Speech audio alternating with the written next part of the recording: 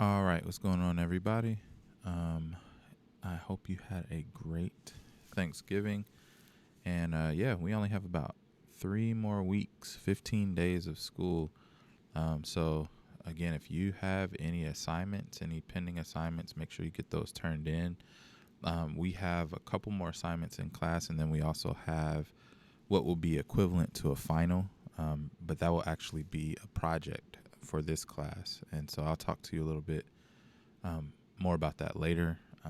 But right now, I just want to get into what our lesson is for the day. This week, specifically on Monday and Tuesday, we're going to be working on more robust arrangements. And so I have an example of one right here. I'm not in Soundtrap, but I am in a different type of DAW or DAW. This is called Studio One. And it's actually a song that we've worked on before where you all had to generate the melody. But I'm going to talk to you all a little bit about how I approach arranging songs, especially that songs that are in like more or less like a loop style. And so we're going to jump right into it. Keep in mind that everything that we do is connected to the AKS. So I have my little sheet right here. And this week we're going to be focusing on creating. And so we're going to be focusing on generating musical ideas for various purposes and contexts. And then also we're going to generate melodic, rhythmic, and harmonic ideas for composition, right? Because that's exactly what we're doing. We're composing. And then we're also doing a little bit of improv too. So generate melodic, rhythmic, and harmonic ideas for composition or improvisation using digital tools, right? So that's what we're doing. And so let's jump right into it. So here we go. So you all may remember this song. I'll just play a little bit of it so you can be reminded of what it sounds like.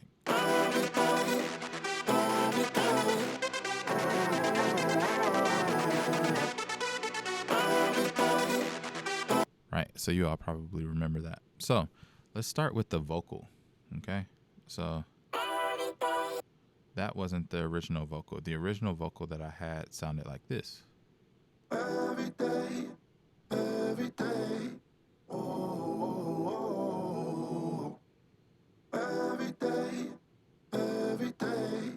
oh. But I wanted to see what I could do to, to layer it. And what I decided to do was add an octave above. So in Soundtrap, what that looks like, let's see if I can jump to it really quick. In Soundtrap, when you have a vocal, you can right click, and I believe it is right here. Hold on, let me see if I can find it. Oh, it's edit. So it's this edit button right here. You can go there and change pitch, and you would just do +12 if you wanted to go an octave up. But yeah, that's exactly what I did in here.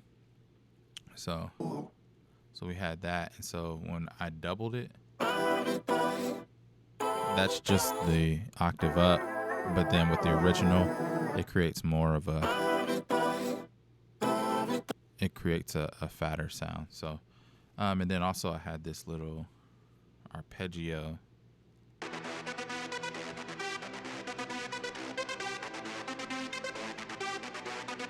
Right, so when I started out, this is what I started out with. Keep in mind that I didn't have drums in the beginning, right? Because this is the beginning of the song. It's just an introduction. And so you want to create, when you think about composing and when you think about just arranging in general, you want your song to have momentum. I know like in physics class or in your science classes, you've talked about momentum and what that is, but there's a such thing as musical momentum. So you want to make sure like maybe your song starts off kind of simple, and then from there it builds, and then maybe it comes back down, then it builds up again, and then comes back down. So you want to basically tell an entire story with your arrangement. You don't want it to just be like, you don't want to start it out at bar 17 sounding like this. Whoops, hold on. You don't want it starting out like this. Even though that sounds good, it has nowhere to go, right? The song has nowhere to go at that point. So if you start right there, you have nowhere to go. So keep that in mind. So after this portion, that's when I start adding other instruments. So I add in bass, and I have 2 basses that I used. So then I add pads, and then the melody. That was the melody that you all learned, right? And then got some hi-hats in there, more hi-hats. So now you can see it's starting to create some momentum.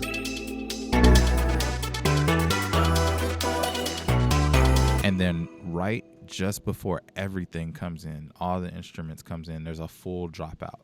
So those types of dramatic moments, they make the buildup even more dynamic, if you will. So it makes it more dynamic. So just take a listen. And I even have a riser right here. And then everything drops out except for that vocal. That vocal kind of hangs over just a little bit. But keep in mind, this little rise, that creates a lot of momentum. And then that immediate stop, that will take you a long way. So you can search for some rises inside of Soundtrap for your project. So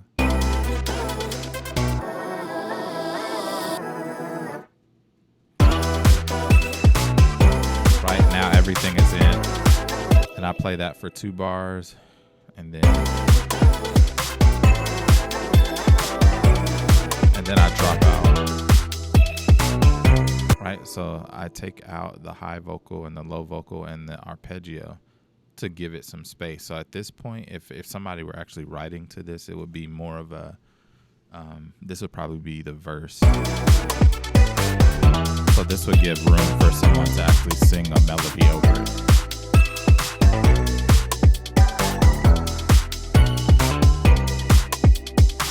And even that may still be too much. Like if I really wanted to kind of strip it down just a little bit, what I might do is take out that melody. Right, so now you can actually hear in your head what a vocalist might sound like over this, because it gives it a little bit of room. But for now, I'll keep it right there. So why am I showing you all this? Because today you're actually going to be making your own arrangement. It will not be to this song. It'll be to a different song or a different sample. So here's the sample that I'm giving you. Let's take a listen.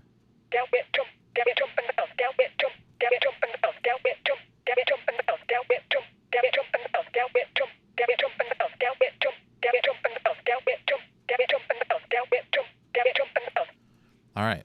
So that's all you're getting today. Usually I know I have like a full arrangement, and then you all either have to learn a melody or add a melody or create a melody. But I'm working a little bit backwards today. So you're actually going to be getting only a sample, and you have to arrange similar to the way I did over here. You have to arrange around that sample. So my hope is that you'll have arpeggios, synthesizers, pads, right? So you can, and this sample is not melodic, so it's rhythmic. That means you can work in any key that you want. Let's see. So you can pretty much add whatever you want. And so I would add, hi-hats, drums, snares, claps, all that stuff. And I want you to create a full arrangement. You should have, I would say, if you do this correctly, you should have at least 1, 2, 3. I would say probably around 8 to 10 different tracks at least, right? You see, I have about 16 tracks, but if you do this correctly, you should have about 8 to 10 different tracks at the bare minimum. You can definitely have more if you want. But you're creating a full arrangement. So what I don't want is I don't want you to find some loops and just drag them all the way around for, a minute and 30 seconds. By the way, your song does need to be about a minute and 30 seconds long, give or take a couple seconds. Okay. So what I don't want is I don't want it to start out like this. That should not be what I'm hearing. I should hear a build up. So maybe starting out with vocals and synth, and then slowly building up, and then coming down, and then building up again. That's what I want to hear. Okay. So every project should sound totally different. Like, it should sound totally different. I don't want anybody, like, I'll know if you basically are taken from somebody else's project, because yours will sound exactly like, the other person. So please do not cheat. But yeah, have fun doing this. This is like, we've basically worked up to this moment.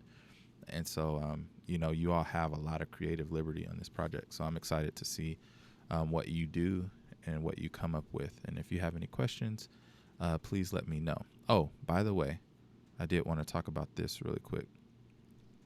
There's been a lot of people who have been having issues with their keyboard. So if you're having issues with your keyboard, make sure there's a little button over to the left. I'm in a different browser, but there's a little button over to the left. It looks like two little dots that are stringed together. You're going to click that dot, and then you're going to reset everything. And after you do that, actually, let me just see if I can open up Google Chrome. And we'll see if, let's see. See if Soundtrap opens. Please open. There we go. All right. So I'm going to enter the studio. So you're going to click this button right here. And then you're going to reset everything. And then whatever there is to click over, you're going to click over. It may be one button. It may be two or three. Doesn't really matter. All you're going to do is reset, click that button back over, reload it. And then at that point, you are going to look for your MIDI device. And so you're going to go to settings, MIDI settings, and then you're going to look for your device. For me, it's going to be Oxygen 49. For you, it's going to be the Yamaha 49X, I think, and it's going to be port number 1. All right, so I just wanted to make sure you all had that. I'll make a different tutorial that shows just that, so you can always reference it if you need to. Alrighty, have fun. See you later.